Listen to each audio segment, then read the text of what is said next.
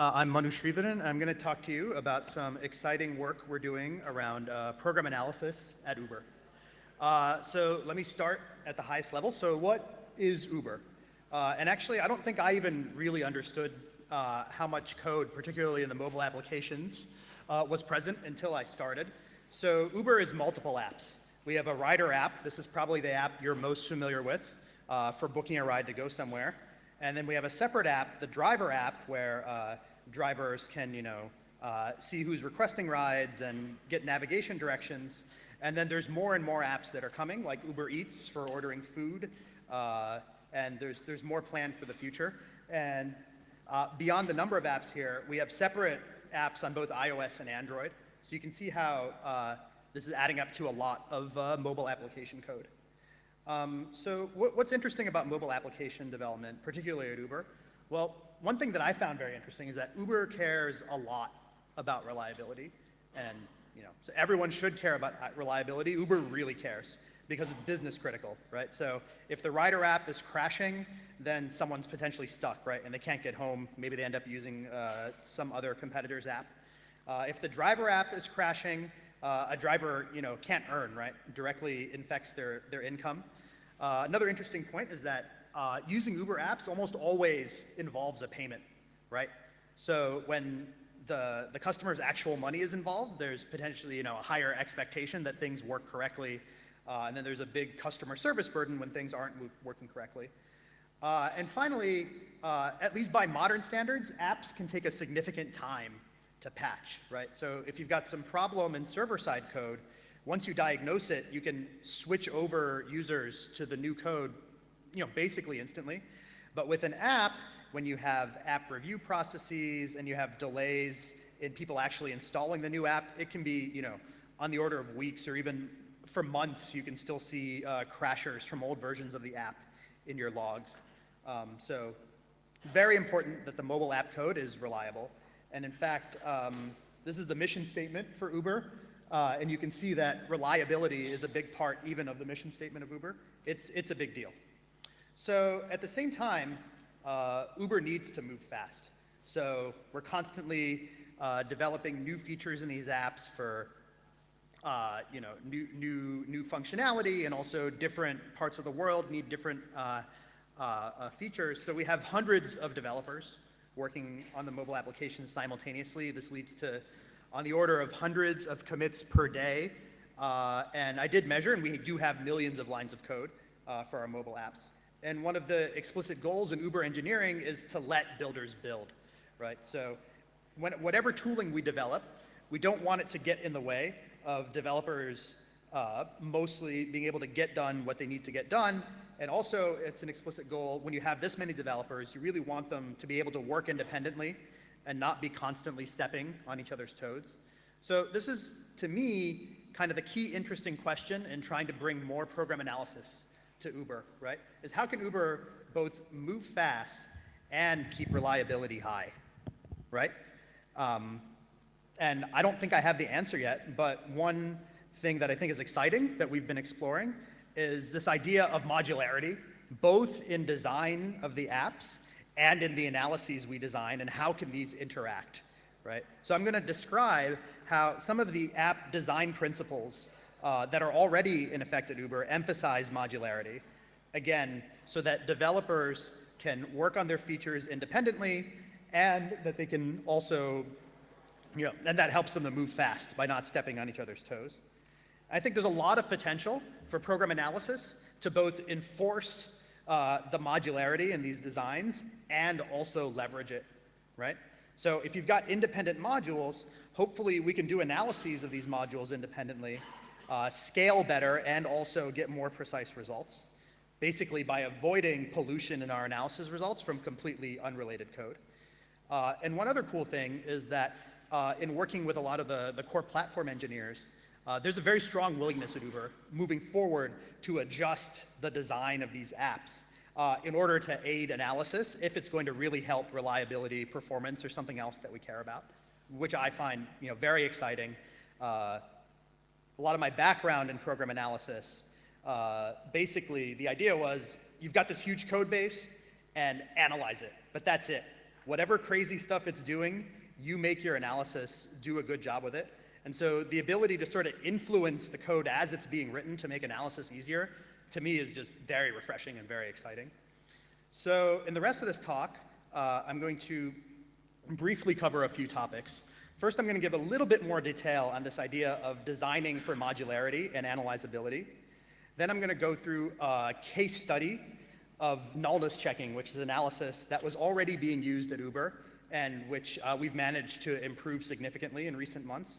And then I'm going to talk briefly in a fairly sketchy manner about future projects and open problems that I think are interesting. So let's start with designing for analyzability. And here, as a key example, we're going to look and focus in on the Rider app. So in 2016, Uber completely rebuilt its Rider apps from scratch, right? And apps is plural because we've got pretty separate code bases for iOS and Android. So this is a pretty ambitious task, and it was a success. And one of the key reasons was because of some new architectural designs that some of the core platform engineers put into use for these apps. And the key goals of these designs included high availability of core flows. And I'm going to talk in more detail in a couple slides, but core flows are sort of the most important features of the app. We want people to work on sort of less important features, but not have that work compromise the core functionality. And also maximal decoupling of features so people can work independently. And I'm going to argue that these goals will also help in the future static analyses that we build. So one of aspects of this architecture is a plugin architecture, which I think we're all familiar with. It's not a new concept, but it's quite cool how they actually pulled it off in this app. So plugins, a key functionality that they provide is that they isolate the core flows from other features. So here, a core flow in the Rider app would be actually booking and getting a ride, but a non-core feature would be something like changing your account settings, like your mailing address, right? That's not something that's absolutely crucial, we would say, compared to the core flow of booking rides. So plugins enable us to separate these things, and because of that, they de-risk feature experimentation. So any code that's inside a plugin, we can actually disable with a flag from our server if it's causing problems. So in the field, we're seeing a lot of crashes. We can turn off a plugin as needed. And if we look at the app, actually a lot of stuff that you see here is implemented via plugins. So we've got this feed at the bottom with extra information, location shortcuts, this button which takes you to scheduled rides, this button for features. All of these are plugins which, with a flip of a server-side flag, can be disabled individually. So under the hood, we have this notion of core code and optional code. And the core code defines where the plugin points are, and these are essentially arbitrary plugin types, but it's all done via Java generics. You might be familiar with other plugin systems that use XML files and reflection to write plugins, and thankfully, from an analysis perspective, none of that is there here. So any change to the core code gets additional review from a set of the people who designed sort of the core application, and to double check that this is critical code that can't be turned off, right? So it needs additional review. And then there are linting rules that assure, even at build time, that the only way core code can reference the non-core code is via this plugin system. And one interesting thing is that, so 80% of the code in the Rider app is actually sitting in plugins, which I think is quite a success. You could have imagined that, this design wasn't flexible enough and everything starts leaking into the core, but it seems that that didn't happen. And there are automated UI tests where essentially all the plugins get disabled, and on every commit, these UI tests ensure that the core flows still work. Okay? So that's one cool aspect of the architecture. Another one that I found quite interesting was this notion of deep scope hierarchies. And this is dealing with a very tricky problem in mobile applications, which is trying to scope the application state and manage lifetimes of this state. So it's clear in a mobile app that some of your state needs to be shared between different features. So maybe the most obvious example for the Uber app is the map, right? A lot of different features need to know about the map and the location, But there's also other things like the user account information. Once you're actually logged in, a lot of different features are going to have to know different information from your account, like payment methods and such things. Now, key question is, where do you keep this state? And this kind of goes back to the keynote in some sense, that global state is the bad solution to this problem, right? For any number of reasons. I probably don't need to tell this audience about this, but data races, subtle dependencies creep in between features. This is a bad idea. Another crucial aspect of this for mobile applications is that we really need to manage the lifetime of this state very carefully to avoid leaks. So a lot of mobile apps, you kind of open them, use them for a bit, and then you hop right out. But if you think about our driver app, for example, that might be just the only app open for hours, right? And so if we're leaking state, it's going to constantly be crashing without a memory error exceptions, which is a really bad experience for drivers, right? So more specifically, say after you take a trip for the driver app, you really want to guarantee that all the state and objects associated with that trip are discarded, which can mean different things on different platforms. Like on Android, it means they're garbage collected. Maybe on iOS, it means that everything is freed. And in the old Rider app, there were a lot of different conventions around this, trying to null out pointers, or in some cases, you try to reuse objects by writing these reset methods to unset the state. But it was all quite fragile, and there were just a lot of leaks. So in the new app, they've added this notion of deep scope hierarchies, which are kind of like region-based memory management. That's how I like to think of it. Let me illustrate it with an example. So you have these scopes, which are dynamic notions in your app. So you start out with a root scope, and we really try our best to have very little state stored in this root scope, because this is essentially global state. But then you introduce new scope as your app transitions into different phases. So initially, you might have this child scope, which is logged out, right? So this will have all the state necessary to enter in your account information and password to log in. And then once you're logged in, a new scope is introduced for this logged in state, and then the logged out scope kind of disappears, hopefully with all the state and objects corresponding to being logged out. So similarly, now that you're logged in, you might enter a request scope, all the state needed to make a ride request. And then once you make that request and you get in the car, you're on the trip. And hopefully all this request state can just be cleaned up and goes away. So they have strong conventions around this scope tree. So we have parents, which create and destroy child scopes, and state must be explicitly shared from parent to child. You can see it in the code base that you have to pass this down explicitly, and you're actually statically prohibited from accessing any state from your siblings. So again, this helps to keep features independent here. And object lifetimes, if this is all done directly, is tied to the scopes. So once you kind of release a scope, all the corresponding state should be released also, which helps a lot with preventing leaks.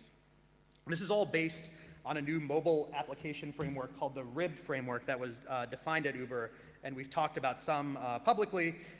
Details aren't super important for the purposes of this talk, other than you can think of it as a refinement of model view controller with specific types of objects for managing the state sharing and tree structure. So what are the implications of all this design for program analysis? Well, the decoupling is really great for helping developers move fast, right? As I said before, with these scope trees and plugins, features, it's very easy to keep features independent, right? And this is actually a challenge with the amount of app state that needs to be shared. You have well-defined contracts, right? Like between features. Via this tree, you know exactly what state is getting passed in, what you're passing to your children. And also between the core and optional code via these plugin points. So this helps developers stay sane and not constantly get blocked by code that's irrelevant to them. I would argue that there's a potential for this to be really good for analysis also, for static analysis in particular. So one thing is that just because the app is designed this way, I think that whole program analysis will see some benefits, just because there are various kinds of data flows that are already explicitly prohibited. And so the app, when you do a whole program analysis, hopefully you'll get less pollution from imprecise data flow. But another really cool thing we could hope to do is more modular verification.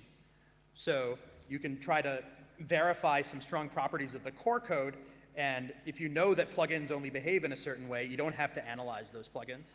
And similarly, of these individual features, if you know how they're interacting with other features via these deep scopes, again, you can try to do some modular verification. And this, of course, is going to require specifications at all these boundaries, okay? Which I think it's an open question how to get them. I would hope we can infer a lot of them, but this is going to require some digging for each individual analysis. But I think this is really quite a big opportunity because we've got a huge code base here. You know, as Avik said, you know, you can't scale whole program analyses and actually get the performance that you want to need, that you're going to need, but leveraging the app design, I think, could really lead to huge performance and precision improvements. Okay, so now let me switch gears, kind of, to talk a little bit about the nullness checking that's done in our Android app, which does sort of take into account some of the higher level principles that I talked about before in terms of try to do things modularly and scalably. So I've identified some of the principles for bug checkers that seem to work well in the Uber mobile application development so far. So one is we really want to block the build, okay?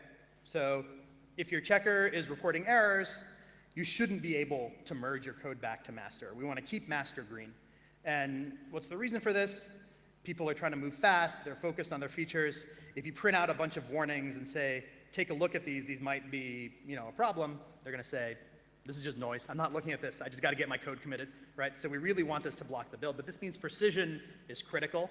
False positives are just going to, you know, cause a lot of problems. We also want to run checks as early as possible. So we have a fairly standard development pipeline, which I'm not going to get into detail, but basically you develop locally, and then when you have a change, it goes through code review, and we run lots of tests in our continuous integration system. And then eventually, before you merge back your code, there might be even more tests run. So you can think of these as stages in a pipeline, and we'd really like to run our checkers as early as possible. We'd like to aim even for instant feedback in the IDE. So performance is really critical. And finally, and again, this is in contrast to some of my previous program analysis experience, annotations are okay. If we can only incur a modest annotation burden, and we can really make the analysis work better, the development teams are very open to sort of requiring annotations if the properties we're trying to prove are very important. And so this leads into how we do null pointer checking in our Android app, which is sort of a type-based approach, which I'll illustrate briefly with an example. So let's say we have this logging function that's just taking an object and printing out its string representation, but here we're calling it with null. So in our type-based approach to checking, you're first going to get an error here because we assume that any parameter or return type or field is not null unless it's explicitly annotated otherwise. So here you get an error. You can't pass null to this parameter because it's supposed to be non-null. You can try to fix this by adding this nullable annotation here, but now you'll get another error saying, hey, you're dereferencing something nullable, so that's going to cause potentially a null pointer exception. And finally, you can fix this by adding a null check, which the type checker is smart enough to reason about and says, okay, now this code is fine. And this is done in a few previous tools, such as Eradicate, which is a part of Facebook's Infer tool, but also previously in the checker framework, and I think even going back to tools like ESC Java. So what's our experience been with doing this kind of checking?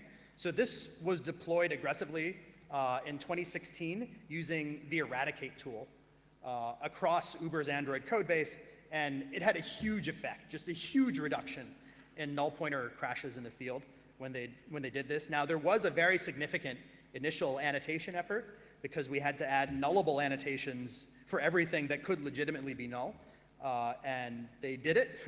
I wasn't around for that. I kind of feel bad for them, but they pushed it through. They saw it was worth it, and they saw a huge reduction in crashes.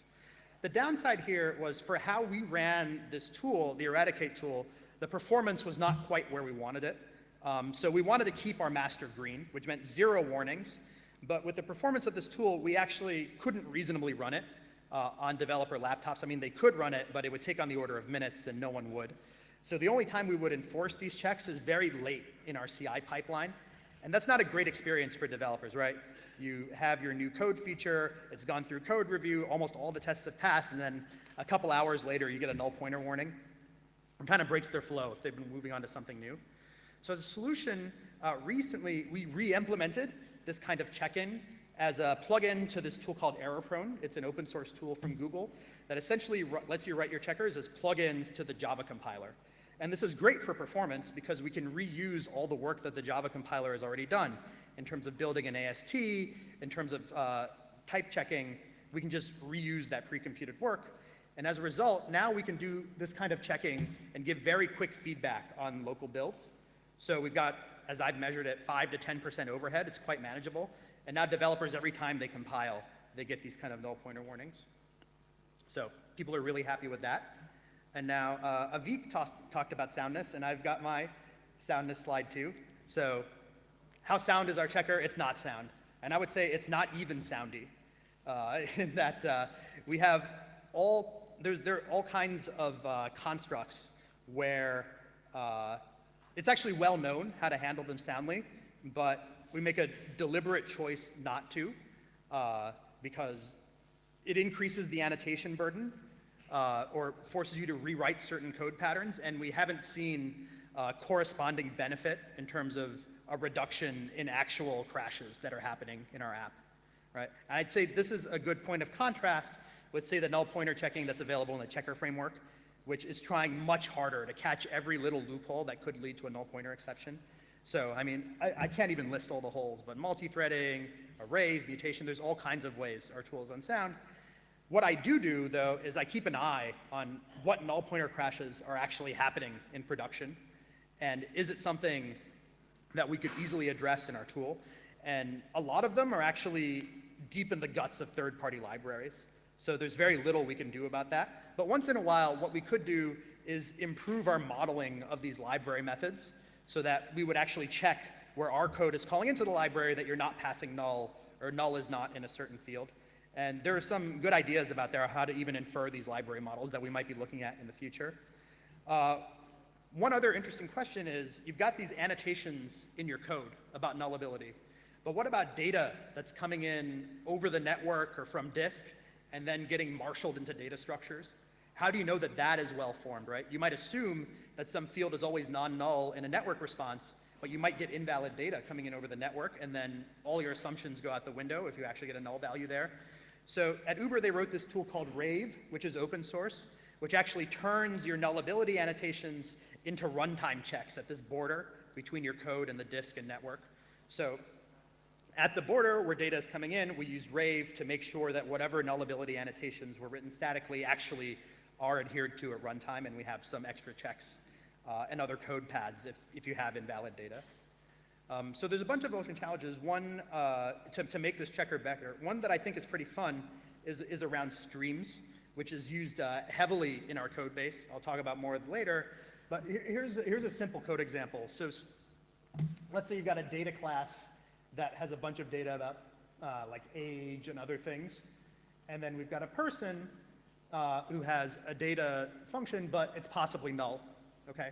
So there may be no data associated with that person.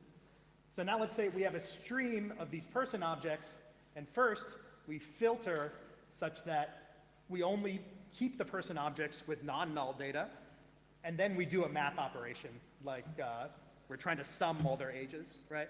Just looking at this code, we filtered out all the person objects with null data, so it's safe. But our type-based null checker doesn't know this, right? It's going to say here that you might be dereferencing a null data object. So I think it would be very interesting to work on type system extensions to try to be able to understand these stream constructs better, understand that filter imposes additional predicates on the remaining objects in the stream, and to use that to actually avoid reporting errors here. And this actually shows up a lot in our code base. It might be one of the, probably the biggest source of false positives with our checker is due to these streaming constructs. So I think it'd be quite cool to think about type system and type inference extensions to handle code like this. Okay, so in the last part of my talk, let me just talk briefly about some open problems that we're working on right now and that we'd like to address in the future. So one thing that I think is really quite promising is doing better analysis of experiment flags and how this affects your code base. So experiment flags enable us to remotely enable and disable features. And I kind of already talked about this with the plugin system, right? So we can use our experiment flag infrastructure to disable plugins. But it's also used for things like A/B testing of different features, and also to gradually roll out a new feature to play it safe, right? In case it's causing a problem, we don't instantly deploy it to millions of people. And in the code, it looks something as you would expect, right? You call into the experiments API, you say, if this new feature is enabled, let's run the new feature. Otherwise, let's run the old one. But it can get a lot more complicated than this, right? I'm not going to show it in the slide, but sometimes if this is enabled, we store some state in a field. And then in some other chunk of code, you read that field out and do some actions. And it's not immediately obvious, just staring at this code, what impact these flags are having. So one thing I've been working on is a static analysis to give greater visibility into how flags affect different parts of the code. So the thing that immediately came to mind when seeing this is, let's compute a forward slice to try to see how this flag affects different code. Now, when you're dealing with real-world Java code, things like the heap cause slicers to not scale very well. I've been using a technique that we used before for security analysis. We called it hybrid thin slicing to try to deal with the heap more efficiently. And one thing that I'm just starting to look in is how can we leverage that application structure that I showed you before to do a better job here. We've got these scope hierarchies. We know the siblings can't affect each other. So ideally, we should be able to cut off slices that we just know can't cut across these sibling features. So that's something I'm still thinking about and trying to work into this analysis in a clean way. And I think once we have it, there are going to be many use cases for it. There's lots of interesting questions you can answer. For example, you've got a crash in the field. What's the best flag to turn off to stop this crash from happening? It'd be great to be able to answer that with the analysis. Or someone is trying to push a change into the app, and we think it's kind of risky. Already, we actually require developers to say, what's the revert plan on this change? What flag can you flip in order to turn this off if it doesn't go the way you expect? But there's no analysis that's actually checking that all those changes are gated by the stated flag. So if we could check that statically on the diffs, I think that could be quite valuable also. And there's a bunch of other applications of this, so I'm pretty excited about what we could do with this. Another aspect of reliability that we're working on is multi-threading, which, as we all know, can cause all kinds of nasty bugs, right? Data races are the classic example. In mobile apps, another thing that we worry about is that certain tasks need to be performed on certain threads, or more particularly not on certain threads, right? At least on Android, and I think also on iOS, if you try to touch any of the UI data structures and you're not on the main thread, then your app is going to crash, or worse, it's just undefined behavior, and it's going to do something weird way later on. An interesting thing about the mobile app code at Uber is that almost all the multi-threading is done via this framework called ReactiveX. It's a framework for doing functional reactive programming for asynchronous streams, and it gives you a nice abstraction for dealing with things like network requests, user clicks that sort of come in asynchronously, and you want to sort of process them as they come in and specify the operations in a more kind of declarative manner. But what's interesting is this framework implies a very structured use of multi-threading. So here's an example. So the streams are called observables in ReactiveX. So let's say we have some source values, a source of observables, and let's say you want to do some expensive computation on these values. Well, you call this function observeOn, and you pass it this marker that says put it on some computation thread, and this means everything after that is going to happen on a computation thread, right? So now we can do this expensive computation, something like a map operation, but now we need to render the results to the UI. And in order to ensure that that happens back on the main thread, you add another observeOn call and say, okay, now let's run the subsequent operations on the main thread, and then at the end, you can display your results. This is essentially how the multi-threading code works in the apps. There's very little use of explicit thread creation or executors or anything like that. So I think this is quite an opportunity for building specialized analyses that understand this reactive paradigm to doing multi-threading, and then can do a really good job of finding multi-threading errors.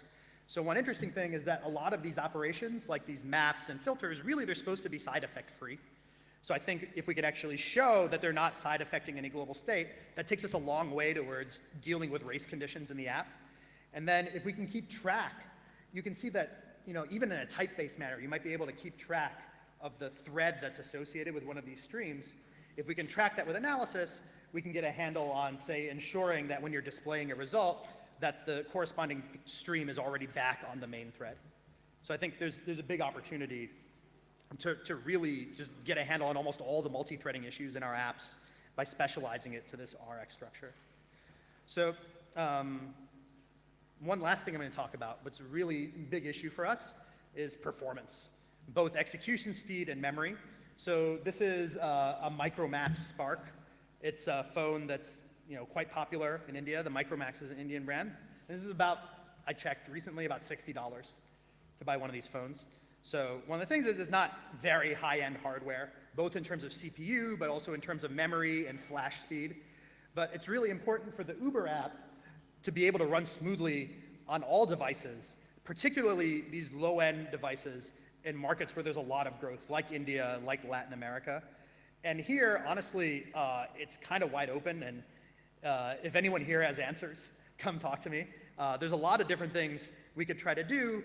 We can try to statically detect if there's slow code running on the main thread, maybe using things like what I talked about on the previous slide, try to give visibility into which network requests have results that are blocking the UI, try to analyze things to reduce out-of-memory errors or memory leaks, and try to leverage that app infrastructure I talk about. But here the real challenge is new features are going in constantly into the app, right? And we really, again, need to be precise and scalable in our tooling. So I don't know off the top of my head of analyses, like particularly static analyses, that we can plug right in here to get a huge win. Maybe dynamic analysis is a better approach. This is something we're going to be thinking about a lot, though, because it's really important. So that was just a couple examples, but there's a lot more stuff that we're thinking about. Analysis of Swift on iOS is a huge open problem for us. We're investing a lot on the app development side and writing Swift code, but we need to build up some infrastructure for doing static and dynamic analysis there. There's certain startup code that is sort of very critical to the app. So if we have a crash there, you might end up in this crash loop where you can never actually start the app. So I think that might merit stronger verification to ensure that we don't end up in those crash loops. Lots of code duplication across our apps. It's an interesting question. What can we do about that? Regression test selection, I think, could help a lot in terms of speeding up the jobs that we run in our contiguous integration structure. I mean, there's tons of problems to work on, and a lot of opportunity for impact, I think. So this is what really excites me.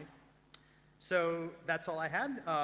In conclusion, I think analysis has a really great chance to help kind of square the circle at Uber in terms of achieving high app reliability while also enabling developers to move fast and work independently. And the way that we're going to aim to do this is by modularity, both in the app design and in the analyses that we develop, and have the two kind of feed off each other in kind of a virtuous circle. So thanks. There's an Uber engineering blog where you can read about some aspects of our app architecture. So if you go to eng.uber.com, you can read some more details about these things. And thanks, I'm happy to answer any questions.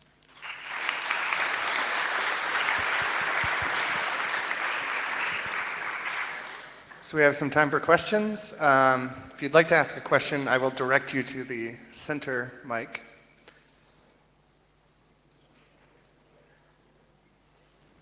Hello.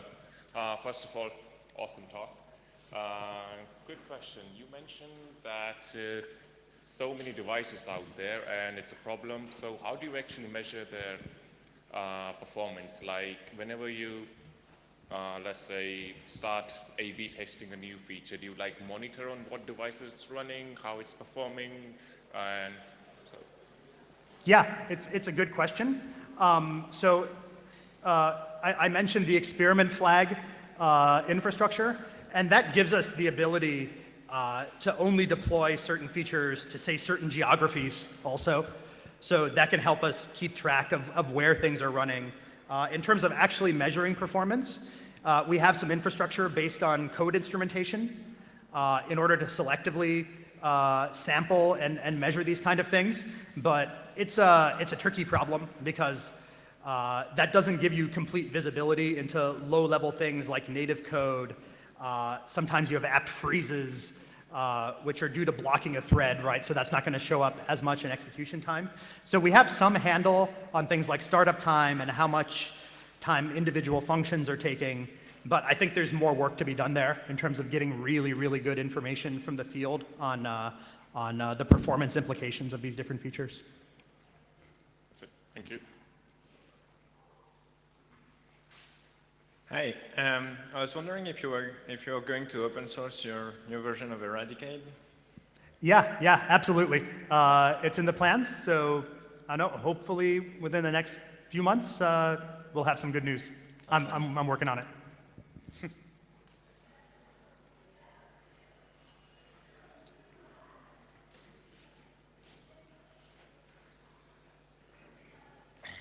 So I was wondering, so you said you have these quick soundness checks to make the developers develop quickly, but they're not very soundy even, right?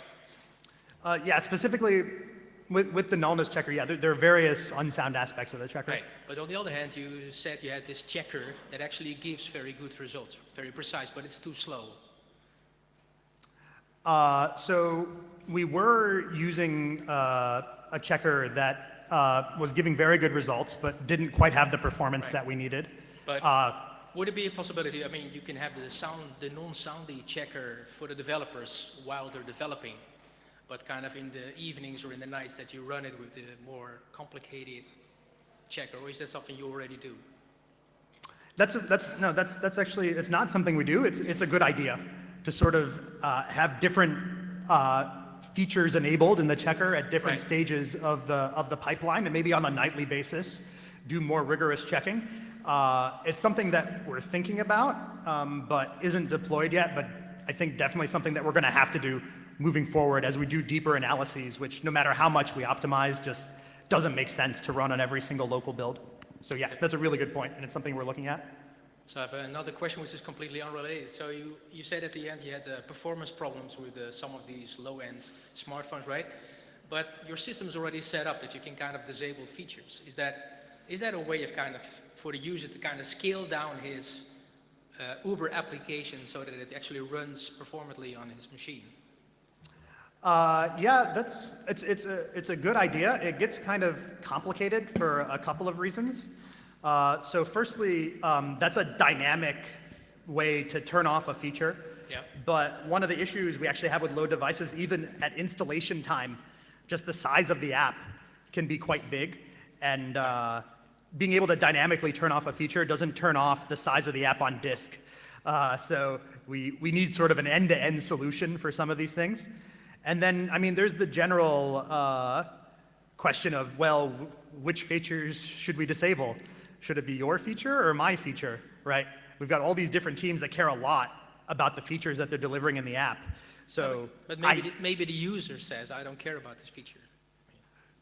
Yeah, it's something we should think about more. I'm not sure that inexperienced users will be able to sort of, I mean, power users, absolutely, they'll love us for it, but I'm not sure that for our broader user base, they'll be able to find the right settings. They'll probably just stop using our app rather than going through that trouble. So, but it's a good point. We should maybe find ways to automatically disable features that are not performant and not critical. Thanks. Okay, let's thank the speaker again.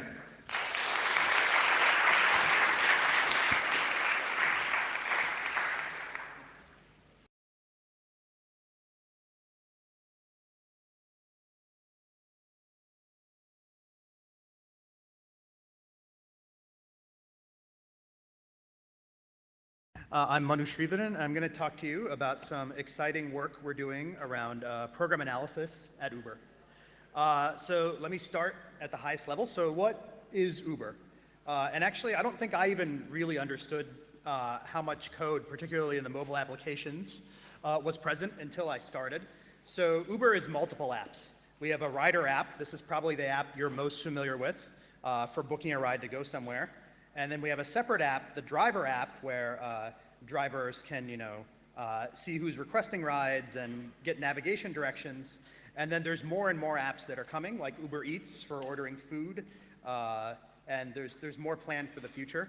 And Beyond the number of apps here, we have separate apps on both iOS and Android. So you can see how this is adding up to a lot of mobile application code. So what's interesting about mobile application development, particularly at Uber? Well, one thing that I found very interesting is that Uber cares a lot about reliability, and so everyone should. It's a very strong willingness at Uber moving forward to adjust the design of these apps in order to aid analysis if it's going to really help reliability, performance, or something else that we care about, which I find very exciting. A lot of my background in program analysis, basically the idea was you've got this huge code base and analyze it, but that's it. Whatever crazy stuff it's doing, you make your analysis do a good job with it. And so the ability to sort of influence the code as it's being written to make analysis easier, to me, is just very refreshing and very exciting. So in the rest of this talk, I'm going to briefly cover a few topics. First, I'm going to give a little bit more detail on this idea of designing for modularity and analyzability. Then I'm going to go through a case study of nullness checking, which is analysis that was already being used at Uber and which we've managed to improve significantly in recent months. And then I'm going to talk briefly in a fairly sketchy manner about future projects and open problems that I think are interesting. So let's start with designing for analysts. Care about reliability. Uber really cares because it's business critical, right? So if the rider app is crashing, then someone's potentially stuck, right? And they can't get home. Maybe they end up using some other competitor's app. If the driver app is crashing, a driver can't earn, right? Directly infects their income. Another interesting point is that using Uber apps almost always involves a payment, right? So when the customer's actual money is involved, there's potentially a higher expectation that things work correctly, and then there's a big customer service burden when things aren't working correctly. And finally, at least by modern standards, apps can take a significant time to patch, right? So if you've got some problem in server-side code, once you diagnose it, you can switch over users to the new code, basically instantly. But with an app, when you have app review processes and you have delays in people actually installing the new app, it can be, on the order of weeks or even for months. You can still see crashers from old versions of the app in your logs. So very important that the mobile app code is reliable. And in fact, this is the mission statement for Uber. And you can see that reliability is a big part even of the mission statement of Uber. It's a big deal. So at the same time, Uber needs to move fast.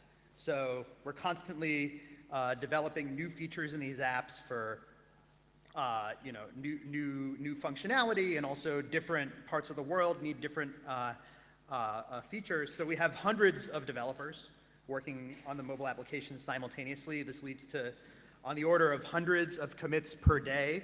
And I did measure, and we do have millions of lines of code for our mobile apps. And one of the explicit goals in Uber engineering is to let builders build, right? So whatever tooling we develop, we don't want it to get in the way of developers mostly being able to get done what they need to get done. And also, it's an explicit goal, when you have this many developers, you really want them to be able to work independently and not be constantly stepping on each other's toes. So this is, to me, kind of the key interesting question in trying to bring more program analysis to Uber, right? Is how can Uber both move fast and keep reliability high, right? And I don't think I have the answer yet, but one thing that I think is exciting that we've been exploring is this idea of modularity, both in design of the apps and in the analyses we design, and how can these interact, right? So I'm going to describe how some of the app design principles that are already in effect at Uber emphasize modularity, again, so that developers can work on their features independently, and that they can also, and that helps them to move fast by not stepping on each other's toes. I think there's a lot of potential for program analysis to both enforce the modularity in these designs and also leverage it, right? So if you've got independent modules, hopefully we can do analyses of these modules independently, scale better, and also get more precise results, basically by avoiding pollution in our analysis results from completely unrelated code. And one other cool thing is that in working with a lot of the core platform engineers, there's